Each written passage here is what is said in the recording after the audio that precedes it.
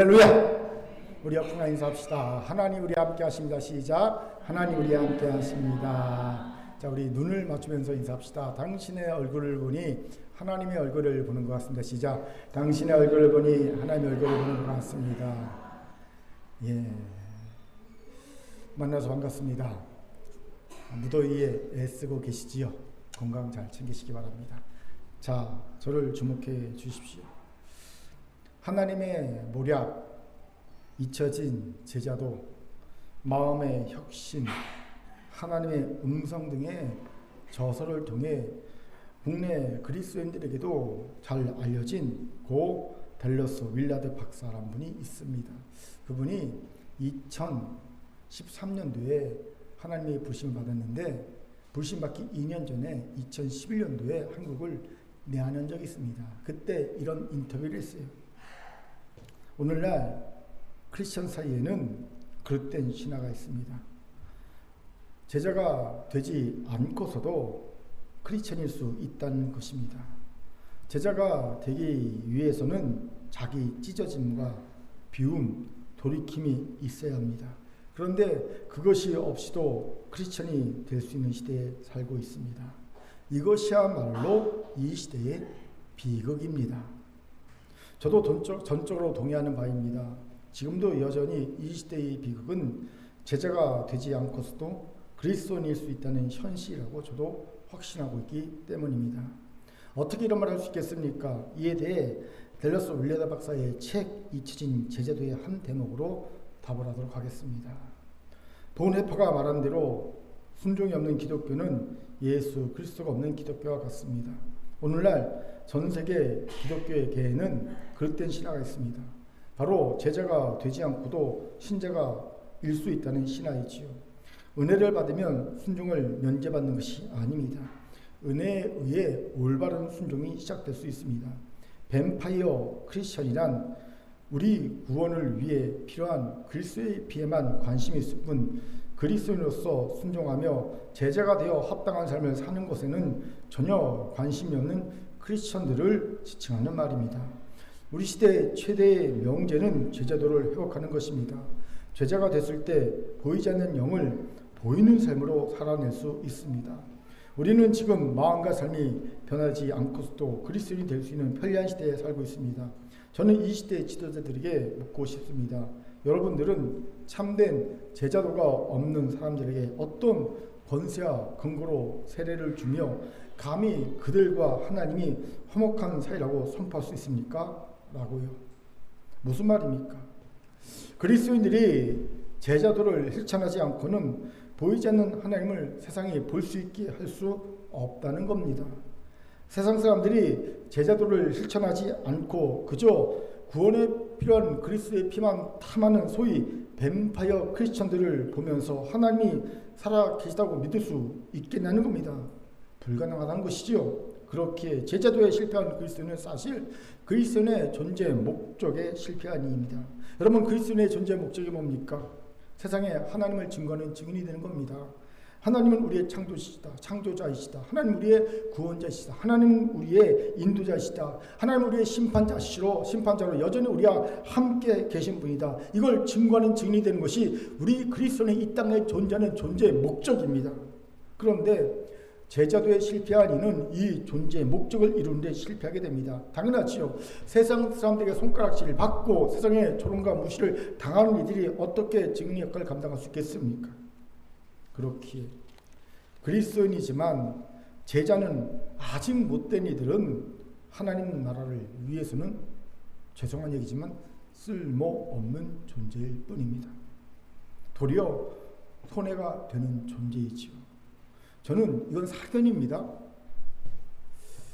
이런 이들에게 구원이 있을 수 있을까? 구원을 장담할 수 있을까? 라는 생각을 합니다. 물론 구원이야 전적으로 하나님의 주권에 속한 영역이지만 하나님의 백보자 심판대 앞에 설 때 이들은 굉장히 두려울 것만 같습니다. 그런데 예수를 주로 고백한 그리스도인이 분명하지만 아직 제자는 되지 못한 이가 많습니다. 아니 수두룩합니다. 진짜 우리 시대의 비극이 아닐 수 없어요. 그렇게 살아가는 건국의 성도 여러분, 자신을 돌아보세요. 여러분은 그리스도인입니까? 아니면 제자입니까? 당연히 우리 모두는 그리스도인을 넘어 제자라고 인정되는 이들이 되어야 합니다. 오늘 이런 은혜와 결단이 있기를 주의 이름으로 축원합니다. 아멘. 자, 옆분과 이렇게 인사합시다. 뱀파이어 그리스도인은 안 됩니다. 뱀파이어 그리스도인은 안 됩니다. 옆분 보면서 제자가 됩시다. 제자가 됩시다. 아멘. 이런 우리에게 오늘 본문이 귀한 통찰을 주지요. 왜입니까? 마가복음서의 메인 주제, 핵심 주제는 바로 실패한 제자도이기 때문입니다. 우리 같이 마가복음 16장 8절에 힘있게 읽겠습니다. 같이 읽죠. 시작. 여자들이 몹시 놀라 떨며 나와 무덤에서 도망하고 무서워하여 아무에게 아무 말도 하지 못하더라. 아멘. 16장 8절에서 우리는 흥미롭게도 부활하신 예수를 보고도 아무에게 아무 말도 하지 못하는 여제자들의 모습을 봅니다. 부활하신 예수를 증언해야 하는 증인의 사명에 실패하고 있는 여제자들의 모습이지요. 그런데 흥미롭게도 원본 마가복음은 16장 8절에서 끝이 납니다. 여러분의 성경책 16장 9절을 보면 꼭새 표시가 되어 있죠. 그거는요, 16장 9절부터는 원래 원본에는 없던 것을 나중에 후대에 첨가했습니다 라는 것을 표시해 주는 겁니다. 원본 마가복음은 16장 8절로 끝이 납니다. 이러니 흥미롭다는 겁니다. 왜요? 마가복음서의 저자는 마가복음을 마치면서 아무에게 아무 말도 하지 못한 여제자들의 모습을 보여주면서 끝내고 있기 때문입니다. 즉 부정적인 엔딩입니다. 질문이 생기지요. 왜 마가복음 저자는 부정적인 엔딩을 보여주고 있는 것일까요? 실패한 제자도에 대한 경고를 주기 위해서입니다. 그렇습니다. 마가복음은요, 실패한 제자도에 대한 경고를 주기 위해 쓰인 복음서입니다. 이러하면 제자도의 실패해 라는 경고와 교훈을 마가복음 구석구석에서 주고 있음을 보지요. 이런 맥락에서 미국의 맥마스터 디비니티 대학교의 신약학장으로 있는 박윤만 교수는 그의 마가복음 주석에서 실패한 제자들을 다시 세워나가시는 예수님의 주도권을 담고 있는 마가복음의 제자도라는 표현을 쓰고 있는 겁니다. 이 마가복음의 핵심 주제가 실패한 제자도라는 거예요. 그렇게 우리는 마가복음서를 통해 제자도에 실패하게 되는 이유를 발견할 수 있어요. 질문. 그럼 구체적으로 어디에서 마가복음에서 말하는 실패한 제자도의 모습을 볼 수 있습니까? 물론 구석구석 다 보입니다. 하지만 핵심으로 가장 중요해 보여야 될 부분이 어디입니까? 이것을 알기 위해서는요, 성경의 구조 하나를 알아야 됩니다. 성경은요, 보통 교차 대칭 구조로 많이 이루어져 있습니다. 키아스무스라는 구조인데 이와 같은 거예요. 1장, 2장과 15, 16장이 비슷한 내용으로 대칭되는 거예요. A, A-, 그리고 3장, 4장이 13, 14장으로 대칭되는 겁니다. 이렇게 교차 대칭되는 구조가 성경에 많이 나옵니다. 마가복음서도 이런 구조로 되어 있습니다. 이런 구조에는요, 핵심 결론이 어디에 있을까요? 중심에 있습니다. 가운데에 있습니다. 자, 그러면 마가복음의 중심 가운데는 어디입니까? 마가복음 전체가 16장이지요. 그러면 가운데 8장에 중심, 핵심 결론이 있다는 겁니다. 우리가 읽은 본문입니다. 자, 어떤 결론입니까? 왜 제자들이 제자도에 실패했는가? 다른 말로는 어떻게 하면 우리가 제자도에 성공할 수 있을까? 이 말씀이 나오겠지요. 오늘 우리가 읽은 본문이 이 답을 갖고 있는 본문이라는 겁니다. 마가복음의 결론에 해당하는 본문이죠. 그 결론 중에 결론이 34절입니다. 우리 같이 읽겠습니다. 같이 읽죠. 시작. 무리와 제자들을 불러 이르시되 누구든지 나를 따라오려거든 자기를 부인하고 자기 십자가를 지고 나를 따를 것이니라. 아멘. 34절이 무엇을 말합니까? 제자가 되려면 가장 먼저 할 것이 무엇이라고요? 자기 부인이라는 겁니다. 그렇습니다. 자기 부인이 되어야 비로소 그리스도인에서 제자로 변화될 수 있습니다. 제자들이 왜 제자도에 실패했습니까? 믿음의 고백이 없었습니까? 아닙니다. 8장 전에 베드로를 대표로 하는 제자들은요, 멋진 고백을 하죠. 주는 그리스도시요 살아계신 하나님의 아들이십니다. 믿음의 고백을 합니다. 그리고 그들은 그리스도인이 되었습니다. 그런데 실패했어요. 제자도에. 왜요? 자기 부인에 실패했기 때문입니다. 아마 마가복음서의 진짜 저자인 베드로는, 마가복음은요 마가가 쓴 거지만 베드로가 알려주고 마가가 받아 쓴 것으로 보통 이해되지요. 진짜 저자는 베드로로 보입니다. 진짜 저자인 베드로는 지난날을 돌아보면서 왜 자신들이 당시에 제자로도 실패했는지를 그리스도인이지만 아직 제자가 되지 못한 이들에게 알려주고 싶었던 것 같습니다. 자신들의 뼈아픈 실패에 예를 들면서 우리가 왜 제자에 더 실패했는 줄 아니? 자기 부인의 실패이기 때문이야. 우리가 믿음의 고백이 없어 실패한 게 아니야. 우리 멋진 믿음의 고백을 했어. 그걸 그리스도인이 되어서. 하지만 자기 부인이 없었기 때문에 실패했어. 이걸 자기의 실패를 통해 알려주고 싶었던 것 같습니다. 그렇기에 제자가 되길 원합니까? 자기 부인에 성공해야 합니다. 여기서 중요한 질문이 생기죠. 그럼 자기 부인 도대체 어떻게 해야 됩니까? 어디에서 자기 부인해야 합니까? 무엇으로 자기 부인해야 합니까? 같이 알아봅시다. 먼저 자기 부인은요, 겸손해지는 것임을 봅니다. 앤드류 머리 목사가 쓴 겸손이라는 책에서 그는 겸손을 이렇게 정의합니다.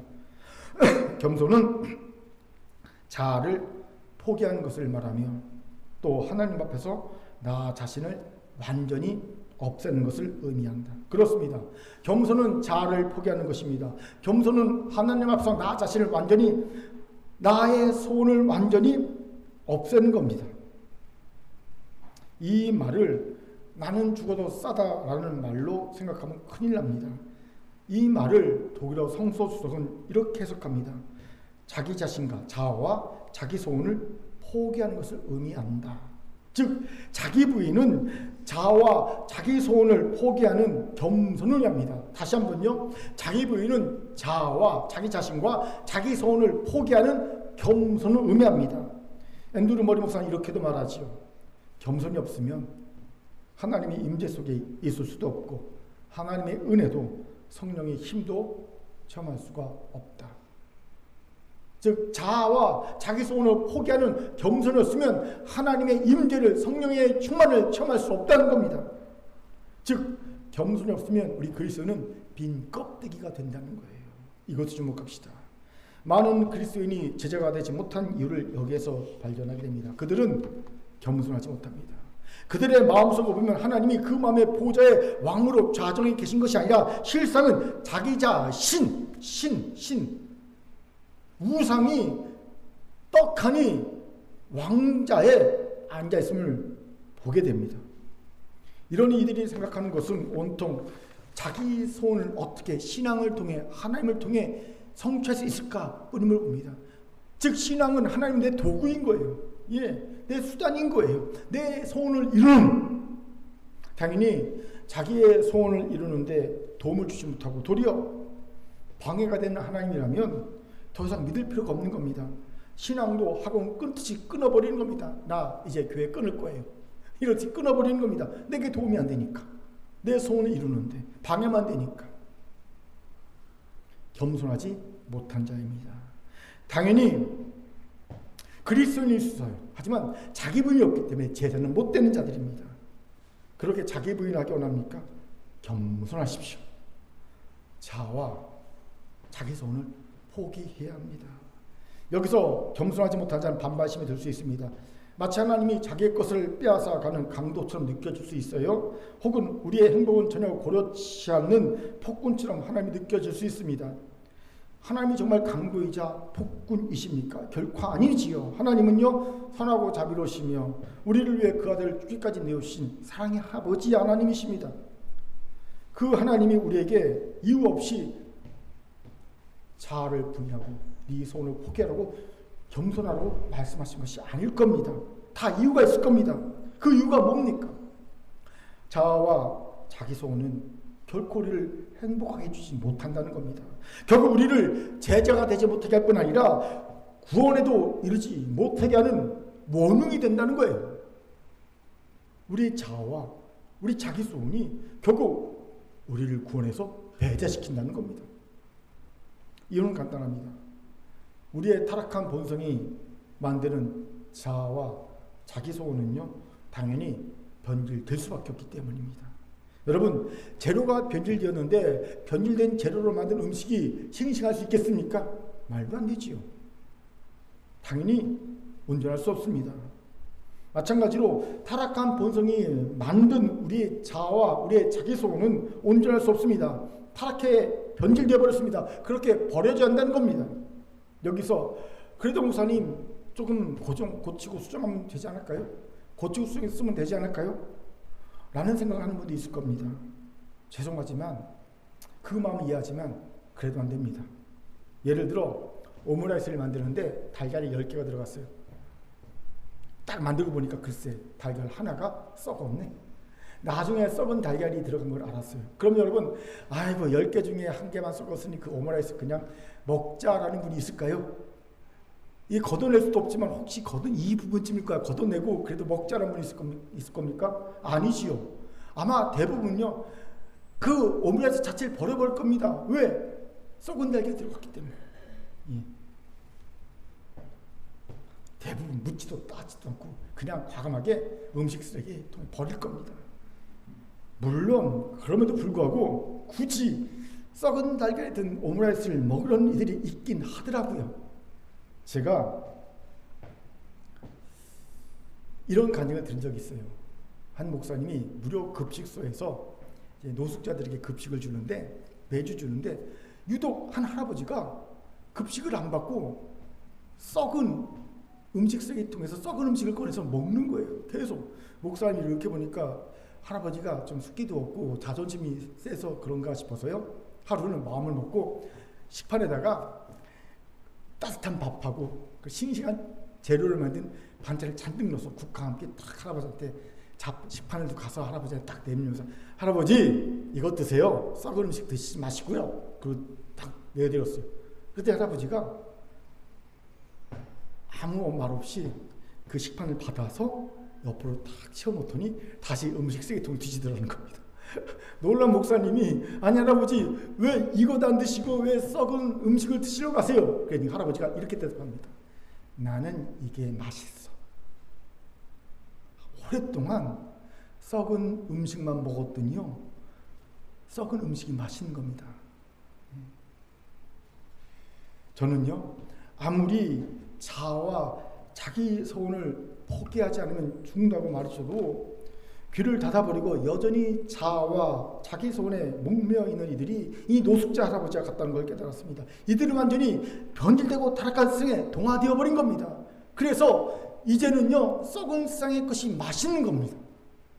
싱싱한 살아있는 생명을 주는 것은 먹지 못하는 거예요. 우리 가운데는 이런 이가 없기를 바랍니다. 이런 이가 아니라면 이제 변질되고 타락한 본성이 만든 자아와 자기 소원을 버려야 합니다. 그래야 겸손해질 수 있고요. 자기 부인을 통해 예수의 제자가 될 수 있습니다. 그럼에도 여전히 자아와 자기 소원을 버리기를 주저하는 겸손한 자가 되기를 주저하는 이들이 있음을 보지요. 그들을 보면 그 마음속에 큰 오해가 있음을 봅니다. 어떤 오해일까요? 자아와 자기 소원을 버리면 자신의 존재 자체가 사라질 것만 같은 오해입니다. 자신이 불행해질 것 같은, 나는 없어지고 내 삶은 하나도 없어진, 나는 너무나 불행한 존재가 될 것 같은 두려움과 공포가 있음을 보죠. 이런 오해를 저는 폐허 공포증이라고 명명합니다. 이때 허는요 허무할 때 허자, 비어있다라는 때 허자, 빈 허자를 쓴 거, 폐허 공포증. 어제 아침에 이영자 씨가 나오는 어떤 예능 보러 봤는데 이영자 씨가 폐소공포증이 있대요. 폐쇄공포증이 아니라 폐소공포증. 작을 소자. 뭐냐면요. 음식 그릇이 작으면 불안하대요. 본인이 폐소공포증이라고 하더라고요. 왜 그러냐면 작은 음식 그릇에 음식을 담다가 음식이 밖으로 막 나올 수 있잖아요. 그게 싫다는 거예요. 그래서 자기는 폐소공포증이 있어서 음식 그릇을 무조건 커야 되는 거더라고요. 저도 있나 봅니다. 저도 음식 그릇을 큰 게 좋아요. 작은 거 별로 안 좋아합니다. 근데 그 프로를 딱 보면서 문득 떠오른 게 아하 우리 그리스도인이 폐허 공포증일 수 있다라는 겁니다. 뭡니까? 많은 그리스도인에 나타나는 공포증으로요. 자아와 자기의 소원을 버리면 자기가 빌 것만 같은, 자기 존재가 사라질 것만 같은 공포를 의미합니다. 여러분, 이것은 사단이 준 큰 오해입니다. 제가 정정해 드립니다. 우리의 자아와 우리의 자기 소원을 버리면 우리는 텅 비고 존재 자체가 사라진 것이 아닙니다. 대신 오히려 우리는 충만해집니다. 무엇으로? 하나님과 하나님의 생명으로 충만해집니다. 이러면 그는 하나님의 생명이 약동하는 존재가 되는 거예요. 하나님의 소원이, 하나님이 충만하니까 하나님의 생명이 약동합니다. 사도 바울이 하나님과 하나님의 소원으로 충만해지니까 약동하지 않습니까? 그가 소아시아 연 유럽을 복음으로 뒤덮을 수 있는 사람이 될 수 있는 이유가 바로 여기에 있지 않습니까? 그렇기에 오해에서 벗어나 겸손해져야 합니다. 자아와 자기 소원을 버려야 합니다. 어떻게 이럴 수 있을까요? 우리 같은 이가 어떻게 용기를 내서 자아와 자기 손을 버릴 수 있을까요? 어제 우연히 오디오 성경을 듣다가 이 부분에 대해 하나님이 깨닫게 해주신 것이 있어요. 시편 132편 1절을 같이 읽겠습니다. 시작. 여호와여, 다윗을 위하여 그의 모든 겸손을 기억하소서. 저는 오디오 성경을 들을 때마다 그냥 듣지 않고요, 개역 개정판 성경을 같이 읽으면서 듣습니다. 우리말 성경인 오디오 성경 비교하기 위해 있어요. 그럼 훨씬 더 재밌습니다. 그런데 이 부분을 우리말 성경이 이렇게 번역했더라고요. 오 여호와여, 다윗과 그가 당한 모든 어려움을 기억하소서. 흥미롭게도 겸손을 우리말 성경은요, 모든 어려움으로 번역하고 있음을 보았습니다. 바로 이겁니다. 그만 우리가 어떻게 겸손해 줄 수 있을까요? 그 버리기 어려운 자와 자기 손을 어떻게 버릴 수 있을까요? 그냥 어려움이 아닌 모든 어려움을 겪어야 합니다. 비유로 말하면 하나님이 우리의 발을 딱 잡고 우리를 거꾸로 들어서 막 흔드셔야 돼요. 그럼 어떻게 됩니까? 우리의 주머니에 있는 모든 것이 탈탈탈 털리죠. 다 떠납니다. 그러다가 결국 위장에 있는 것이 다 털려질 겁니다. 신문까지 다 나올 겁니다. 결국 신문이 다 나오고 나중에 뭐까지 나옵니까? 우리 영혼까지 탈탈 털려야 됩니다. 막 흔드시면 그때 비로소 자연스럽게 나오는 것이, 버려지는 것이 우리의 자아와 자기 소원입니다. 하나님 우리에게 고난을 주세요. 자꾸 막 흔드십니다. 왜요? 왜 이렇게까지 하십니까?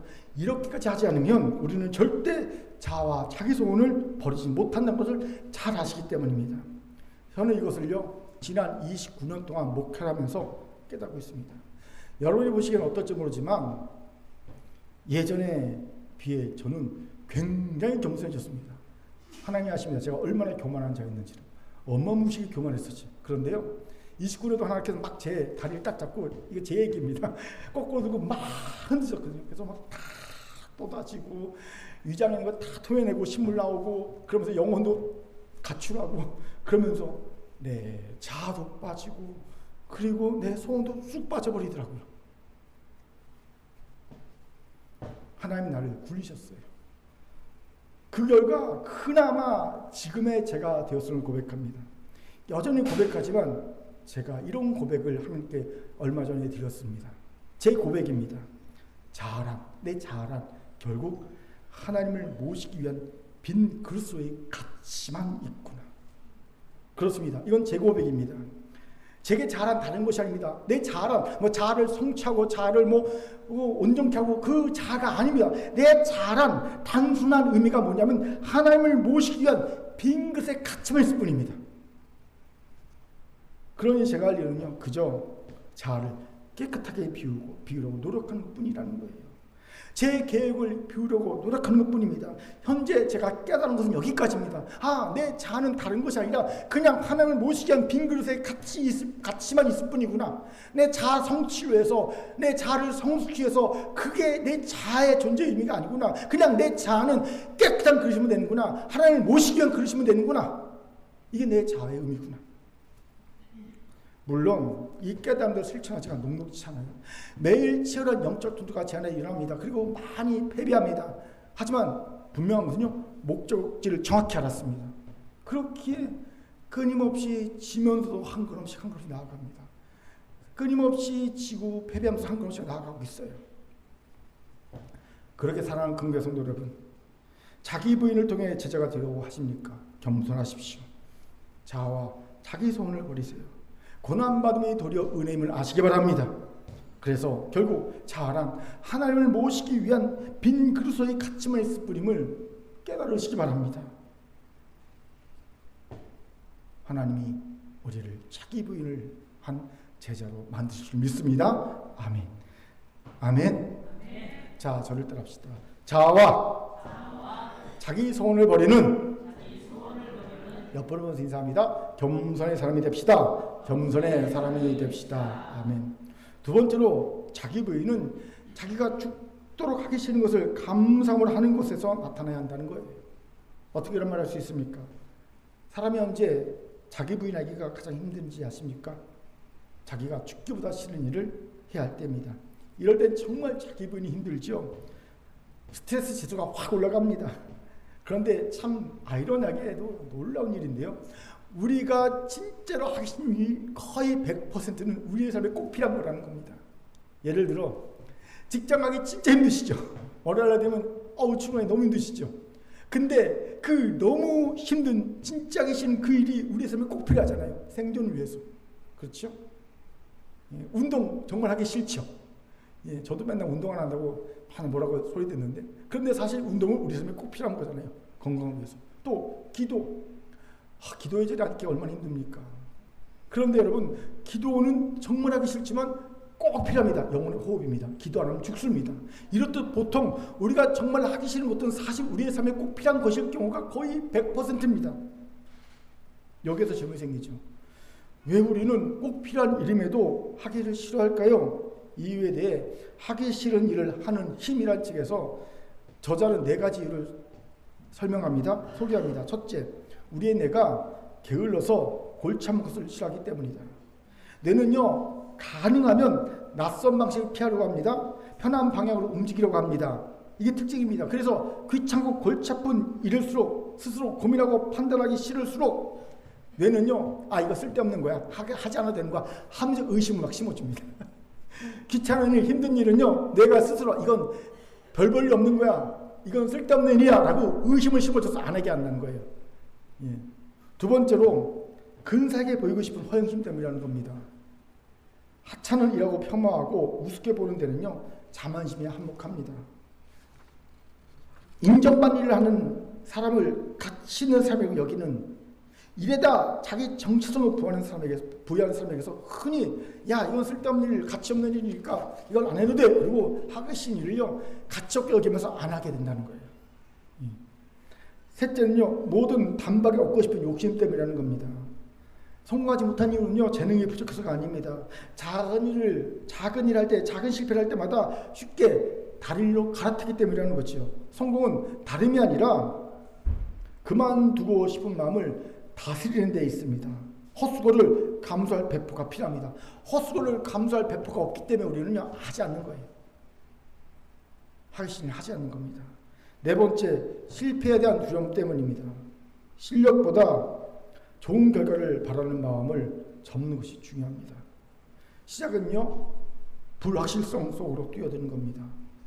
우리는 실패의 두려움으로 하기 싫은 일을 안 하는 거예요. 우리가 얼마나 이런저런 이유를 들어 하기 싫은 일을 안 하려고 하는지를 보여주는 글이죠. 여러분도 이 중에 하나로 하기 싫은 일을 안 하려고 할 겁니다. 그렇게 하나님은 우리가 자기 부인을 했는지 시험하시기 위해 우리가 죽도록 하기 싫은 일을 일부러 시키십니다. 자기 부인 했는지 알아보시기 위해. 요나 선지자 보세요. 하나님은 그가 죽도록 하기 싫은 일을 명하셨죠. 이스라엘의 원수국가 아수르의 수도 니네에 가서 그들에게 회개의 말씀을 선포하는 겁니다. 그래서 그들을 회개케 하라는 명령을 내십니다. 이건 마치 아직도 호시탐탐 한국을 침략할 기회만 보고 있는 일본 구구주의자들에게 가서 당신은 사랑받기 위해 태어난 사람이라는 축복성을 불러주고 오는 것처럼 정말 하기 싫은 일입니다. 저는 목사지만 일본 구구주의자들은 정말 싫거든요. 물론 일본 쓰시는 좋아하고 렉서스 좋아합니다. 하지만 구구주의자들은 정말 싫습니다. 아무튼 왜 하나님이 이런 일을 요나에게 시켰을까요? 그는 나비 선지자였기 때문입니다. 그리고 선지자란 하나님의 말씀을 가감없이 전해야 하는 자들이지요. 당연히 이를 위해 선지자는요, 자기 부인이 되어 있어야 하는 자입니다. 자기 부인이 되어 있지 않으면 반드시 말씀에 가감이 생깁니다. 사견이 생깁니다. 사람의 낯을 보아줍니다. 사람이 싫어하는 것 전하지 않습니다. 좋아하는 것만 전하게 됩니다. 가감을 하게 되는 거예요.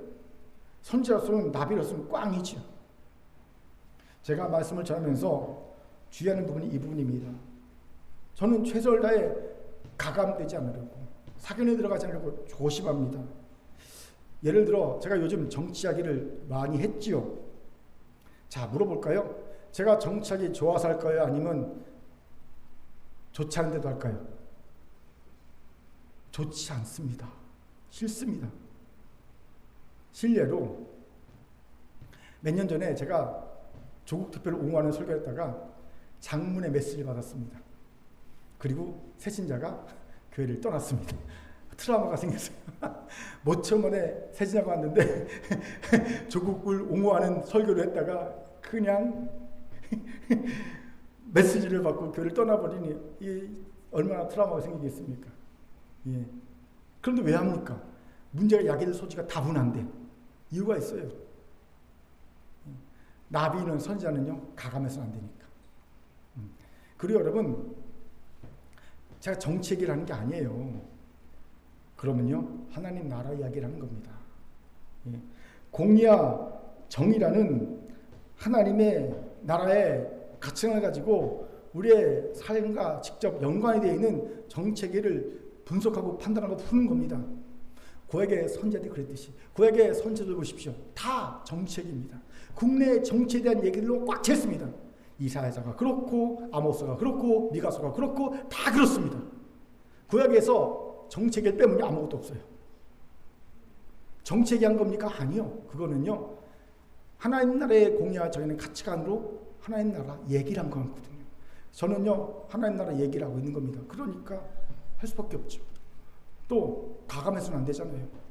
사실 오늘 이 본문도요, 썼다가 지웠어요. 근데 자꾸 마음에 양심에 걸립니다.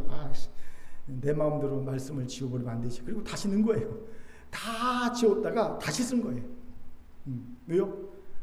적어도 나는 주신 말씀을 가감없이 전해야 하는 말씀의 대언자 나비여야 하기 때문입니다. 그렇기에 여러분도 자기를 부인하여 제자로 거듭나기 원하십니까? 그렇다면 하기신을 하세요. 그런데 여기서 중요하게 봐야 할 것이 있습니다. 세상 사람들도 하기신을 한다는 거예요. 그러니 하루에도 수십 번 사표를 내고 싶은 그 회사를 꾸역꾸역 가는 겁니다. 회사에 가서 얼굴만 봐도 짜증이 나는 그 누군가에게 아이고 안녕하세요, 잘 지내셨어요, 좋은 아침이라고 말하면서 커피를 딱 줘야 된다는 겁니다. 예, 나를 미치게 하는 크레이지맨이 반드시 있는데, 여러분 설문조사한 게 있어요. 예, 그 직장인에게 회사 생활 언제 제일 힘드냐? 뭐 때문에 제일 힘드냐? 인간관계 때문에 힘들다고 해요. 1위가 인간관계입니다. 예. 뭐 업무 때문에 힘들고 뭐 과도한 것 때문에 힘들고 그게 아니에요. 연봉이 작아서 힘들고가 아니라 인간 때문에 힘들다고 그래요. 또 언제 회사에서 험하게 느껴지냐? 의욕이 상실되나 했더니 자기가 어떤 주장을 했을 때 그거를 위해서 묵살할 때, 가장 심한 건요, 내 주장을 했는데 누가 그거를 상사가 그걸 자기 것으로 얘기할 때, 그때는 회사를 그만두고 싶대요. 그럼에도 나갑니다. 그래도 회사 생활 합니다. 왜? 생존의 문제가 있기 때문에. 여러분, 하기신이는요, 세상 사람도 잘합니다. 그렇게 그것을 우린 구별 안 됩니다. 진정한 우리만의 부인이라고 할 수 없습니다. 자기 부인이라고 할 수 없습니다. 단지 하기신을 하는 것을 넘어서는 뭔가가 필요하다는 거죠. 그게 뭘까요? 저는 얼마 전까지 그걸 이렇게 생각했어요. 피할 수 없으면 즐기는 것이다. 이게 우리만의 구별점을 생각했어요. 제가 이 생각을 언제 했냐면요, 군대에 딱 갔더니, 갓 훈련소에 갔더니 또 갓 서울에 임관한 저보다 몇 살 차이 안 나는 소위가 딱 와갖고, 소대장 와갖고 이런 얘기를 하는 거예요. 우리 앞에 두고 피할 수 없으면 즐기십시오 그러는 거예요. 그런데 그게 그렇게 멋져 보이더라고요. 예. 진짜 지금 생각하면 그 소위하고 나하고 몇 살 차이도 안 나거든요. 근데 그 소위도 이제 갓 몇 주 안 됐는데, 임관한 지 몇 주 안 됐는데 우리 앞에 피할 수 없으면 즐기십시오 그러는데 그게 평생의 내리에 딱 바뀌었습니다. 그래서 저는요, 지금까지는 피할 수 없으면 즐기는 것이 세상과 구별되는 우리의 모습이구나 생각했어요. 그런데 얼마 전에 깨달았어요. 아니구나. 그걸 넘어서야 되겠구나. 그게 뭘까요? 피할 수 없으면 즐기는 것이 아니라 감사해야 하는구나. 죽도록 하기 싫은 일은 진정으로 감사함으로 해야 하는구나. 제게 이런 통찰 준 말씀이 있습니다. 바로 시편 50편 23절 말씀입니다. 제가 요즘 시편을 통해 은혜를 참 많이 받습니다. 같이 읽어봅시다. 시작. 감사로 제사를 드리는 자가 나를 영화롭게 하나니 그 행위를 옳게 하는 자에게 내가 하나님의 구원을 보이리라. 아멘. 감사로 제사를 드리는 자가 나를 영화롭게 하나니를 주목해 보십시오. 여러분, 제사가 뭡니까? 죄를 지은 나 대신 죄 없는 가축을 제물로 삼아 그 제물을 죽이는 겁니다. 그때 안수를 하죠. 안수가 뭡니까? 죄의 정가가 아니에요. 그 제물을, 그 가축을 나로 동일시하는 겁니다. 쿵 머리를 누르면서 하나님, 이 제물이, 이 가축이 나 대신입니다. 그러는 거예요. 그리고 그 가축을 제물 삼아 죽이지요. 즉 내가 죽음 당함을 체험하는 게 제사입니다. 제사는요, 나의 죽음을 체험하는 겁니다. 즉 제사의 핵심 메시지는 자기 부인입니다. 자기 부인, 내가 죽는 거예요. 그런데 그 자기 부인을 하는 자가 감사로 자기 부인하는 자가 하나님을 영화롭게 한다는 겁니다. 이것이 제게 하기 싫은 일을 단순히 즐기는 것 차원을 넘어서 감사함으로 해야 하는구나 라는 것을 깨닫게 해주었습니다. 그렇습니다. 우리를 단지 그리스도인이 아닌 제자로 변화시키는 진정한 자기 부인은요, 죽도록 하기 싫은 그 일을 감사만 하는 거예요. 여기에 부끄러운 우리 현실이 있죠. 하기 싫은 일은 죽어도 안 하는 그리스도인이 많습니다. 또 자식 때문에, 체면 때문에 하긴 해도 인상 구기면서 온갖 불평을 해대면서 억지로 하는 일도 봅니다. 간혹 피할 수 없이 즐기자라는 마음을 하는 이들이 있긴 해요. 고마운 이들입니다. 예, 간혹 그런 이들이 있어요. 이건 어차피 해야 되니까. 그래, 성경학교 어차피 해야 되니까. 몽골 기술이 어차피 해야 되니까. 사함에 어차피 해야 되니까. 즐기면서 하자. 이런 분들이 있어요. 감사한 분들입니다. 하지만 이거로는 만족하면 안 됩니다. 정말 죽도록 하신 일을 뭐로 하라고요? 감사함으로 해야 하는 거예요. 감사함으로. 그런데 이런 이들을 아직 보지 못했습니다. 여기서 질문이 생기죠. 목사님, 하나님 우리가 사이코가 되는 거 원하시지 않는 분 아닙니까? 아니, 어떻게 죽도록 하신 일을 감사함으로 하고 하십니까? 우리 보러 사이코 되라고 하시는 겁니까? 하나님이 설마 우리가 사이코가 되길 원하셔서 이런 말씀 하시겠습니까? 그럼요. 왜 하나님은 죽도록 하신 일을 감사함으로 하라고까지 말씀하십니까? 그래야 자기 부인이 되고요. 자기 부인이 되어야 비로소 제자의 삶이 시작될 수 있기 때문입니다. 자기 십자가를 지고 예수를 따르는 삶은 오직 자기 부인한 자의 목이기 때문이죠. 그렇습니다. 하나님은 더 이상 우리가 그리스도인으로 머물러 있기를 원치 않으십니다. 그렇게 우리에게 자기 부인을 요구하신 겁니다. 죽도록 하기 싫은 것을 통해서 말이죠. 그러니 원망하고 불평할 것이 아니라 감사해야 할 일입니다. 사랑하는 공개 성도 여러분, 이제 여러분이 하기 싫은 일이 무엇이냐 한번 생각해 보세요. 생각했습니까? 그 중에 죽도록 하기 싫은 일이 무엇이냐 한번 생각해 보세요. 어쩌면 그것은 정말 꼴도 보기 싫은 누군가에게 먼저 용서와의 손길을 내미는 것일 수 있습니다. 어쩌면 그것은 내가 목숨대로 아낀 내 우상을 과감하게 포기하는 것일 수 있습니다. 어쩌면 그것은 내 연약함과 실수와 잘못을 자존심 팍팍 상하면서 구기면서 인정하는 것일 수 있습니다. 오늘 그것을 어쩔 수 없어서도 아니고 피할 수 없으니 즐기자는 심정으로도 아니고 진심으로 감사함을 행하시길 바랍니다. 이걸 결단하십시오. 오늘 이 결단이 우리를 그리스도에서 제자로 성화시켜 줄 줄 믿습니다. 아멘. 자, 저를 따라합시다. 죽도록 하기 싫은 일을 감사함으로 행합시다. 저도 생각해 봤는데요. 있더라고요. 막 갈등이 생겼어요. 할까 말까. 근데 해야 되겠더라고요. 죽도록 하기 싫은 일 감사함으로.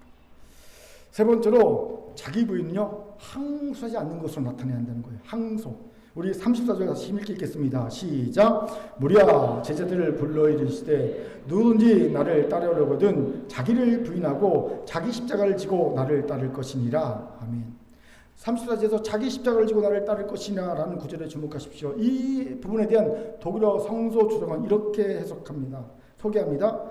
자기 십자가는 이 치욕적 사형을 선고받은 자가 항소의 가능성이 더 이상 없고 그 사형 선고가 최종적으로 확정되었을 때 짊어지는 것이다. 그렇습니다. 자기 십자가는요, 항소의 가능성이 더 이상 없고 사형이 최종적으로 확정되었을 때만 짊어지는 겁니다. 여기서 우리는 자기 부인의 중요한 의미 하나를 더 발견하게 되지요. 바로 항소의 포기입니다. 쉽게 말해 하나님께 절대 내 손 다시 돌려주세요. 내가 포기했던 거 다시 되찾아 주세요. 라고 말하지 않겠다는 거예요. 이것을 주목합시다. 부끄럽게도 적지 않은 제자들이 제자 삶을 열심히 살다가 다시 그리스도인으로 전락해 버리는 모습을 봅니다. 특히 목회 말년에 이르러 평생의 제자로 열심히 살던 목회자들이 그리스도인으로 전락해 버리는 경우를 종종 보게 되죠. 왜 이런 안타까운 일들이 벌어질까요? 간단합니다. 항소했기 때문입니다. 내가 평생 드렸던 거, 포기했던 내 손 다시 돌려주세요 라는 거예요. 그러면서 돈 욕심 부리고 명예 욕심 부리고 권세 욕심 부리는 겁니다. 그리스도로 전락해버리는 거죠. 그렇게 항소해서는 안 됩니다. 왜 예수께서 부당하게 그지없는 십자가를 묵묵히 지고 십자가의 처형을 당하셨습니까? 힘이 없어서가 아닙니다. 예수는 당장에도 12군단 더 되는 천군 천사를 보내서 로마 자체를 멸망시킬 수 있는 전능하신 하나님이셨습니다. 그럼에도 예수님은요, 항소하지 않으셨습니다. 십자가를 지고 묵묵히 죽음을 받아들이셨습니다. 왜요? 자기 부인의 본을 보여주셨던 겁니다. 자기 부인은 하나님께 드린 것을 다시 되찾아달라고 항소하지 않는 것이기 때문입니다. 그런 너무 안타깝게도 목회자만이 아니라 제자의 삶을 살던 이들도 시간이 지나면서 슬슬 항소의 유혹에 빠지고 있음을 봅니다. 사탄의 유혹이죠. 사탄은 평생을 제자로 산 이들에게 이렇게 유혹합니다. 먼저는 평생을 섬기며 제자로 섬기며 산 자기의 삶과 그냥 그리스도를 산 자의 삶을 자기 자신, 자기 소원을 다 이루고 누리며 산 이들을 비교하게 합니다. 제자로 산 나와 자기 자신을, 자아를 만족시키고 소원을 이룬 그리스도의 삶을 산 사람과 비교하게 합니다. 여러분 아십시오. 지금 당장 지옥을 맛보고 경험하고 싶습니까? 그럼 남과 나를 비교하십시오. 당장 지옥을 경험할 수 있습니다. 그런데 우리는 너무 쉽게 남과 자신을 비교하죠. 제자들도 자신과 그리스도를 비교합니다. 왜 사울왕이 버림받고 귀신이 들려질 기억하세요? 그는 다윗과 자신을 비교했기 때문입니다. 그렇게 정 비교하려면 나와 나를 비교하세요. 과거의 나와 현재 나를 비교하면 됩니다. 그걸 비교할 게 없어요. 그런데 우리는 비교 유혹에 너무 잘 넘어갑니다. 이러면 두 번째 사단의 유혹이 이어지죠. 바로 그리스도인들을 보면서 부러운 마음이 들게 하는 겁니다. 저 그리스도인은 구원도 받았으면서 세상의 행복도 다 누리며 사네, 부럽다 라는 생각을 갖게 하는 겁니다. 저는 목회하면서 이런 질문을 여러 받아봤습니다. 왜 꼭 나만 제자로 살아야 하나요? 그렇게 살지 않고 잘 사는 이들은 많은데 목사님 보세요. 자, 구원받은 그리스도 살면서 세상의 것 다 누리고 잘 살아요. 행복하게 살잖아요. 근데 왜 나만 포기하고 희생하고 살아야 됩니까? 이렇게 묻는 이들이 참 많았습니다. 제자들이 많았습니다. 그때마다 제가 이렇게 대답했어요. 그들이 지옥 가면 너도 갈 거니? 이런 말로 대답을 해주었지만 다시 정확하게 말씀드립니다. 그들은 제자가 아니라 그리스도인이기 때문입니다. 그들에겐 제자의 삶이 주는 능력과 영광과 충만과 기쁨이 없습니다. 어쩌면 구원도 없을 수 있어요. 물론 이런 의구심이 들 정도면 이런 대답으로 쉽게 사탄의 유혹을 떨쳐내지 못하더라고요. 실제로 이런 의구심을 드러낸 제자들은 얼마 못 가 대부분 제자의 자리에서 물러났음을 봅니다. 쟁기를 쥐고 뒤를 들어버리는 자는 하나님을 합당치 않다는 말씀을 기억하지 못하고 잊어버렸기 때문입니다. 이런 이들에게 사단은 세 번째 유혹을 합니다. 바로 자신을 보잘것없게 여기게 하는 겁니다. 그동안 자신이 하나님 나라와 교회와 성도를 위해 헌신하고 수고한 것들이 하나도 가치없게 여겨지고요. 보잘것없는 이들을 여기지게 합니다. 여러분, 가치없고 보잘것없는 일에 헌신한 나도 가치없고 보잘것없는 일과 되는 것 아닙니까? 자신을 그렇게 여기는 거예요. 힘들어합니다. 저는 이런 유혹에 빠져 힘들어하는 제자들 여러 보았습니다. 특히 한국에 다녀간 선교사 중에서 이런 시험에 든 이가 꽤 되더라고요. 자신의 뼈를 갈아서 선교지에서 헌신하고 정말로 열악한 선교지에서 정말 목숨을 걸고 선교를 하다가 안식년이나 무슨 기회가 있어서 한국에 옵니다. 그럼 뭐합니까? 선교사들이 교회를 돌아다닙니다. 주로 대형교회 돌아다니죠. 그리고 설교하고 선교지 상황 얘기하고 후원을 요청합니다. 대접 잘 받고 돌아오죠. 그런데 왠지 돌아오고 나면요, 마음이 쓸쓸해집니다. 허무해집니다. 자신이 너무 초라해진 것 같아요. 자신의 사역과 자신의 사역이 너무 초라해진 것 같습니다. 마음에 시험이 든 거예요. 그런 선교사들이 많아요. 저도 이런 경험이 있었습니다. 예전 얘기입니다. 지금 아닙니다. 간혹 동기들 교회를 방문할 때가 있어요. 제 동기들이요, 대형교회 목사들이 많습니다. 뭐 세문안교회 목사도 있고, 그리고 광성교회 목사도 있고, 또 친해요. 그냥 아는 정도가 아니라. 예. 놀러 가잖아요. 그러면요, 대접 잘 받습니다. 예. 재밌게 놀다 옵니다. 그런데 갔다 오면요, 문득 이런 생각이 듭니다. 나는 개척교회 하면서 진짜 내 뼈와 살을 갈아서 놓는데 왠지 내 사역이 너무 초라하고 보잘것 느껴집니다. 나조차 초라하고 보잘것 느껴질 때가 있어요. 물론 지금은 아닙니다. 지금은요, 내가 최고라고 느낍니다. 그 이유는 나중에 설명드리겠습니다. 그들이 일도 안 부럽습니다. 내가 진짜 최고다고 느껴집니다. 예전에 그랬다는 거예요. 이런 얘기에 사단은 바로 다음 유혹을 이어갑니다. 어떤 유혹입니까? 네 번째, 억울하게 느끼는 거예요. 하나님이 내게만 가혹하게 대하신 것 같습니다. 나만 억울해요. 나만 힘들게 사는 것 같아. 정말 억울합니다. 나만 누릴 거 못 누릴 것 같아. 못 누린 것 같아. 진짜 억울합니다. 이게 억울함이 막 느껴지는 거예요. 이런 이게 나타난 현상이 뭔지 아세요? 늦바람입니다. 이 늦바람이라는 게 진짜 늦게 바람 핀다는 게 아닙니다. 대신 그동안 누리지 못한 것을 누려야 되는 보상 심리가 작동하면서 말합니다.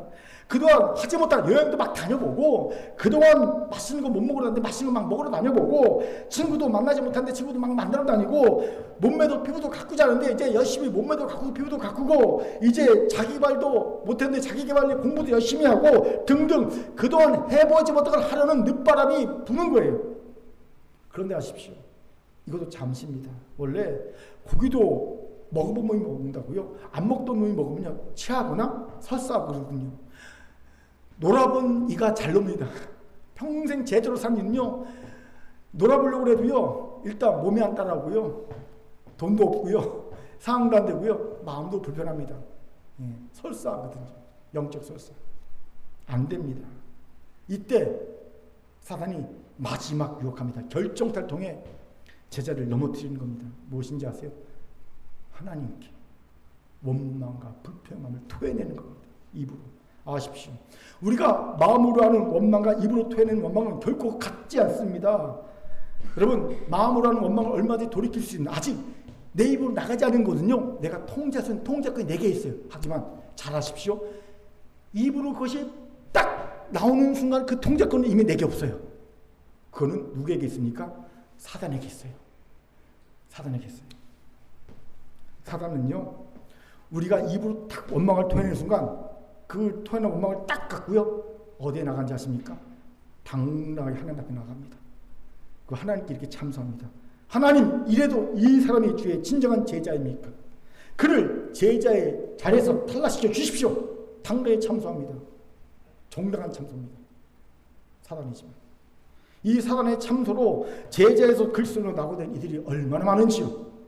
그렇게 여러분, 입으로 원망하기를 두려워해야 합니다. 왜 욥이 하나님께 의인을 인정됐습니까? 그는요, 절대 입으로 원망을 토해내지 않았다는 거예요. 이것만으로 그는 의인이 되었습니다. 이런 이유로 사단은요, 우리의 마음속에 드는 온갖 부정적인 생각, 원망 표현을 우리가 입으로 토해내기를 바랍니다. 자꾸 유혹합니다. 결정이 한 방입니다. 토해내라. 입으로 말해라. 자꾸 말합니다. 그리고 우리는 나도 모르게 에이씨하고 딱 토해낸 순간 끝! 얼마나 무서운지 몰라요. 혀는 가장 작은 것이다. 우리의 생의 바퀴를 불사릅니다. 여러분, 입으로 나오는 그 말들을 정말 무서워해야 합니다. 여러분, 입으로 고백해서 구원이 받습니다. 입으로 고백해서 우리는 저주를 받고 지옥에 떨어지는 거예요. 근데 입으로 함부로 놀립니까? 왜 원망과 불평을 하는 걸 무서워하지 않습니까? 저는 가끔 그래요. 아무런 생각 없이 원망의 말, 불평의 말, 저주말을 툭툭 뱉습니다. 무서워할 줄 알아야 돼요. 두려울 줄 알아야 됩니다.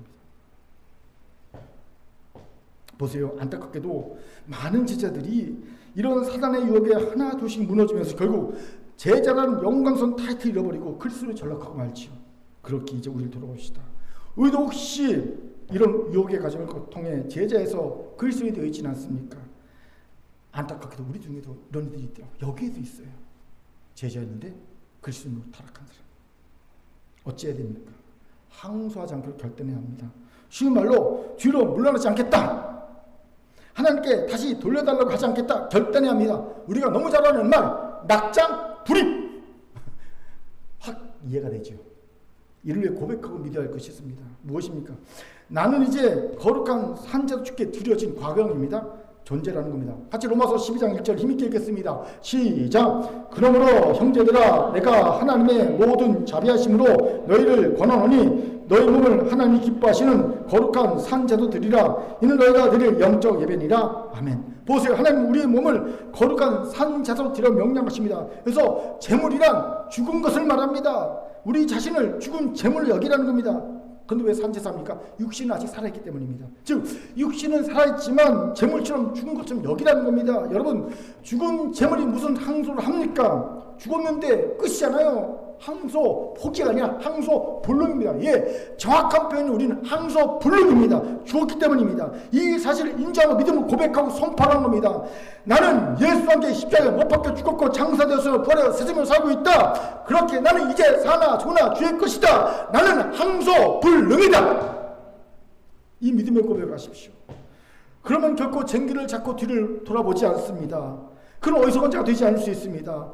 더 이상 우리 가운데 제자의 삶을 살다가 그리스도인으로 전락한 이가 없을 것입니다. 이 결단과 고백과 은혜가 있기를 주의 이름으로 축원합니다. 아멘. 자, 저를 따라합시다. 우리는 거룩한 산 제물입니다.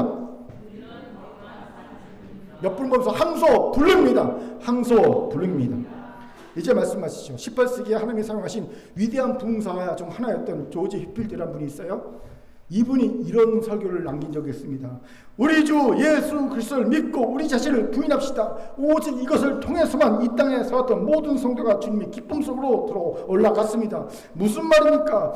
믿음과 자기 부인은 동시에 일어나야 한다는 겁니다. 즉 그리스도인 됨과 주의 제자됨은 동시에 일어나는 것이어야 한다는 겁니다. 현실은 어떻습니까? 따로 국밥입니다. 어떻게 된 게 그리스도인 됨과 제자됨이 따로따로 일어나고 있어요. 어떤 사람은 그리스도인 되고 나중에 제자도 되고 어떤 사람은 그리스도인 됐지만 영원히 제자가 못 되고 심지어 뱀파이어 그리스도인은 말이 나옵니다. 이게 말이 되는 겁니까? 말이 안 됩니다. 이러니 무슨 증인됨이 가능하겠습니까? 우리 시대의 비극입니다. 그렇게 이제 그리스도인됨이고 제자됨이라는 정상의 상황을 회복해야 합니다. 우리가 예수 그리스도를 믿고 그리스도인 되었습니까? 그럼 당연히 나를 부인하고 제자가 되어야 합니다. 이게 동시에 함께 일어나야 합니다. 이게 정상입니다. 말세에 고통한 때가 이를 때 첫 번째 특징이 뭡니까? 사람들이 자기를 사랑합니다. 자기를 부인하지 않아요. 이 말세의 정신입니다. 이 시대 정신의 처음에서 우리는 자기를 부인한 제자가 되어야 합니다. 어떻게 해요? 첫째, 폐호 공포증을 이기고 자랑, 결국 하나님을 모시기 위한 빈 그릇으로의 갇힘을 있음을 깨달아 자와 자기 소원을 버리는 겸손한 사람이 됩시다. 두 번째요, 죽도록 하기 싫은 일을 억지로 한 자를 넘어 피할 수 없게 즐긴 자도 넘어 죽도록 하기 싫은 일을 감사함으로 행한 자가 됩시다. 세 번째, 자신이 거룩한 산제물이 되었음을 믿음으로 고백하고 항소 불능임을 결단합시다. 이제 제자의 삶을 뒤로 물릴 수 없음을 믿음으로 고백하고 결단합시다. 분명 우리도 제자가 되어서요, 주를 따라 생명의 길을 걸으며 주의 증인 역할을 감당하여 주께서 우리를 부르실 때 착하고 충성된 제자라는 칭찬과 인정이 있기를 주의 이름으로 축원합니다. 아멘. 하나님 주신 말씀이었습니다. 기도하겠습니다.